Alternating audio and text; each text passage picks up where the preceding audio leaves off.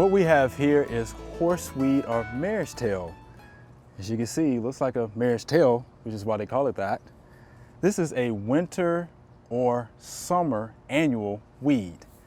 It emerges as a rosette of leaves. It can be 3 to 6 feet tall. It reproduces by seed. You usually see this weed in pastures or roadside ditches and things like that. One unique characteristic of marestail or horseweed is this. It has a long taproot system. Look how fibrous that root is. You definitely don't want this weed in your garden. Wow, that was quick. If you want quick gardening tips, just subscribe below.